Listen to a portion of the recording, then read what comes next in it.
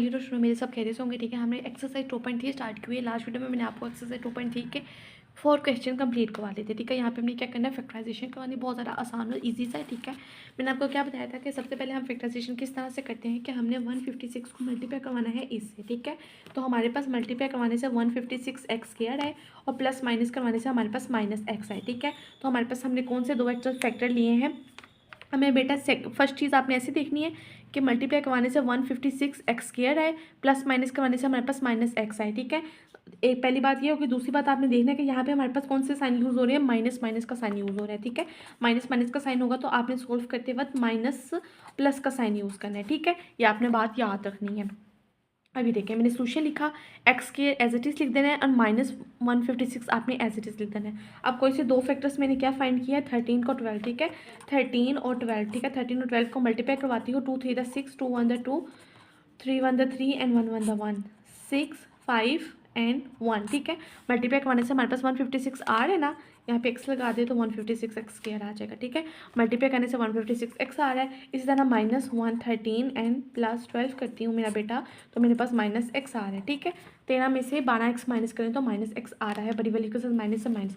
ठीक है, अब आपने इस बात का भी ख्याल रखना है कि यहाँ पे हमारे पास x के साथ क्या माइनस है, तो आपने यहाँ पे बड़ी वाली वैल्यू के साथ वही साइन लगाना है जो यहाँ पे होगा। ठीक है, तो आपने माइनस प्लस यूज़ कर लिए, दो फैक्टर्स आपने फाइंड किए 13 और 12, इन दोनों को मल्टीप्लाई करते हैं तो 156x² आता है। 13 में से 12 को माइनस करेंगे तो हमारे पास -6 आ जाएगा। ठीक है, अब इन दोनों में हमारे पास कॉमन चीज़ क्या आएगी, x कॉमन आ जाएगी, 2x से 1x कॉमन ले लिया, माइनस आ गया, 13 लिखेंगे, ये वाला x तो हमारे पास कॉमन था।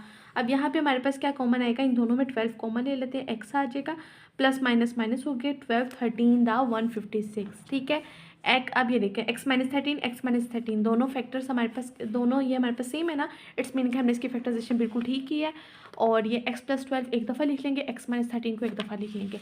अब मेरे बेटा क्वेश्चन नंबर 6 स्टार्ट करते हैं। ये देखें, 2 को मल्टीप्लाई करवाएंगे हम इससे तो 2x² मल्टीप्लाई करने से 2x² आए, प्लस माइनस करने से -x आए, माइनस माइनस का साइन है, माइनस और माइनस का साइन है, क्वेश्चन में हम क्या यूज़ करेंगे, माइनस प्लस का साइन यूज़ करेंगे। ठीक है, माइनस प्लस का साइन यूज़ किया। ठीक है, अब देखो 2x को आप x से मल्टीप्लाई करवाते हो तो 2x² आता है। ठीक है, इसी तरह -2x में से 1x माइनस कर देते हो तो -x आ जाता है ना। तो यही तो मैंने दो फैक्टर्स फाइंड कर लिए, 2x और x, इन दोनों का मल्टीप्लाई करवाने तो 2x² आ रहा है, 2x में से 1x को माइनस करें तो -x आ रहा है। ठीक है, अब इन दोनों में हमारे पास कॉमन क्या लेंगे, x को कॉमन ले लेंगे, x -2 आ जाएगा। यहाँ पे कोई चीज़ कॉमन नहीं आ रही, जहाँ पे हम कुछ भी कॉमन नहीं ले सकते तो मैंने यहाँ पे 1 कॉमन ले लिया। ठीक है, x आ जाएगा, प्लस माइनस माइनस बाकी अंदर वाला सेम आ जाएगा, x-2 दोनों सेम है, इट्स मीन कि हम इनकी बिल्कुल ठीक फैक्टराइजेशन करेंगे, आ जाएगा और x+1 आ जाएगा। ठीक है, क्वेश्चन नंबर 6 पे सॉल्व हो गया। 7 देख लेते हैं हम। अब मेरा बेटा ये देखो, 19 को मल्टीप्लाई करेंगे x² से तो 19x² हो गया, 90x² आ गया मल्टीप्लाई करवाने से। ठीक है, और प्लस या माइनस करवाने से हमारे पास क्या है, 9x है। पहली बात ये हो गई, माइनस माइनस का साइन है तो हम यहाँ पे क्वेश्चन में कौन सा यूज़ करेंगे, माइनस प्लस का यूज़ करेंगे। कोई से दो फैक्टर्स फाइंड करें, 15 और 6। ठीक है, 15 को 6 से मल्टीप्लाई करते हैं, 6 5 30, 6 1 6 एंड 9। ठीक है, ये देखें x² आ गया। ठीक है, 15x को 6x से मल्टीप्लाई करवाएंगे तो हमारे पास 90x² आ रहा है ना। और अगर हम 15x में से 6x को माइनस करते हैं तो 9x भी आता है हमारे पास। ठीक है, तो कोई हमने कौन से दो फैक्टर्स फाइंड किए हैं, 15 और 6। अब मेरा बेटा यहाँ पे हम क्या कॉमन ले लेंगे, पहला वाला आपने सेम लिख लेना है, -90 आपने सेम लिख लेना है। ठीक है, आपने माइनस प्लस का साइन यूज़ करना है, ये जो मैंने आपको बताया। ठीक है, उसके बाद आपने दो फैक्टर जो फाइंड किया वो यहाँ पे लिख देना है। अब इन दोनों में कॉमन चीज़ क्या आ रही है, x कॉमन आ रहा है, x -15 आ जाएगा, यहाँ पे प्लस लिखेंगे, यहाँ पे हम 6 को कॉमन लेते हैं क्योंकि 6 के टेबल में 90 आ रहा है, x आ जाएगा प्लस माइनस माइनस 6 15 90, x -15 आ गया और x + 6 आ गया, तो हमारे पास क्वेश्चन नंबर 7 भी सोल्व हो गया।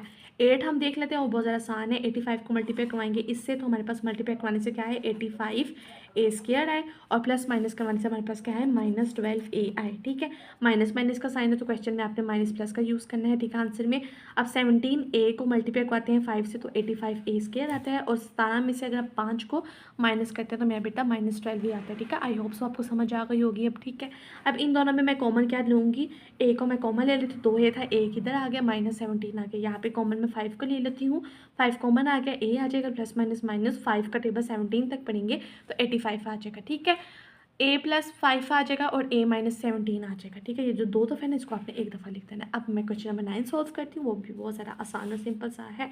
98 को मल्टीप्लाई करवाएंगे इससे, तो हमारे पास क्या आता है 90x² आए। मल्टीप्लाई करवाने से हमारे पास 98x² आए, प्लस माइनस करवाने से हमारे पास -7x, माइनस माइनस का साइन है तो वहाँ पे हमारे पास कौन सा यूज़ होगा, माइनस प्लस यूज़ होगा। पहले वाला सेम लिख लिया, एंड वाला आपने -x², ठीक है। कोई से 2 फैक्टर्स के यूज़ हमने किए 14 और 7, इन दोनों को मल्टीप्लाई करवाती हूँ तो 98x² आते हैं, ठीक है। एंड 14 में से 7 को माइनस करवाएंगे तो हमारे पास मेरा बेटा क्या आता है 7x आता है, ठीक है। आपने प्रैक्टिस करेंगे ना तो आपको समझ आ जाएगी कि यहाँ पे कौन सा फैक्टर यूज़ हो रहा है, ठीक है। ये तो वैसे भी समझ आ जाती है कि ऐसी कौन सी वैल्यू है कि हम माइनस करें तो 7 आए, ठीक है। तो 14 में से 7 को माइनस करेंगे तो हमारे पास 7 आ रहा है, ठीक है। अगर हम इन दोनों को मल्टीप्लाई करवाएंगे तो यही आ रहा होगा, ठीक है। बहुत ज़्यादा आसान और सिंपल है। अब इन दोनों में मेरा बेटा, मैं 14 को कॉमन ले लेती हूँ, आ गया, ठीक है। 14 के टेबल में 7, 14 का टेबल आप 7 तक पढ़ेंगे ना तो आएगा, ठीक है। 14 7 द 98 है, तो सेंटर वाली वैल्यू आपने यहाँ पे लिख दी, माइनस लिख देंगे। 14 तो कॉमन है, एक्स आ जाएगा, प्लस आ जाएगा। यहाँ पे कॉमन क्या लेती हूँ, एक्स को कॉमन ले लेती हूँ, ठीक है। ये वाला एक्स तो कॉमन लिया हुआ, यहाँ क्या बच गया 7 बच गया, प्लस माइनस माइनस आ गया। 2 एक्स थे, एक एक्स कॉमन आ गया और एक एक्स मैंने यहाँ पे लिख दिया। 7 माइनस एक्स, 7 माइनस एक्स दोनों सेम है, इसको एक दफ़ा लिख दिया, और 14 प्लस एक्स को एक दफ़ा लिख दिया, ठीक है। आई होप सो समझ आ गई होगी। अब हमको अपना क्वेश्चन नंबर 10 देख लेते हैं, वो भी बहुत सारा आसान और सिंपल से, बिल्कुल एज इट इज़ इसकी तरह है, ठीक है। तो मेरा बेटा ये हमारे पास क्या है, क्वेश्चन नंबर 10 दिया गया, y² -11y -152, ठीक है। y को आपने मल्टीप्लाई करना है तो 152y² आए, मल्टीप्लाई करवाने से, ठीक है, और प्लस माइनस करवाने से हमारे पास क्या है -11y आए।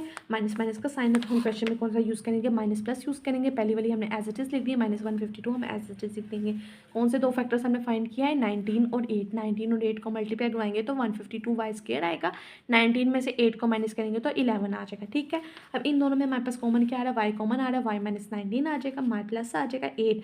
यहाँ पे मैं 8 को कॉमन ले लूँगी, 8 के टेबल में 152 आता है, y आ जाएगा प्लस माइनस माइनस 8, 8 19 दा 152। सेंटर वाली वैल्यू आपने यहाँ पे लिख देनी है, y प्लस 8 लिख देंगे, y -9 2 दफ़ा आ रहा है, इट्स मीन कि हमने इसकी फैक्टराइजेशन बिल्कुल ठीक की है, वो आपने एक दफ़ा लिख देना है। और ये हमारे पास क्या आ गया, इसका फाइनल आंसर आ गया। होप सो आपको समझ आ गई होगी, ठीक है। बहुत सारा आसान और सिंपल से, बस कुछ बातों को आपने ज़हन में रखना है और होप आपको आ जाएगा, ठीक है। अगर वीडियो अच्छी लगी तो लाइक करें, शेयर करें, सब्सक्राइब करें, अपने फ्रेंड्स के साथ भी शेयर करें ताकि उनको भी फ़ायदा हो, ठीक है। साथ साथ नोट्स बनाते जाइए ताकि एग्जाम में आपको आसानी हो। अपने ढेर सारा ख्याल रखिएगा। अल्लाह हाफिज़।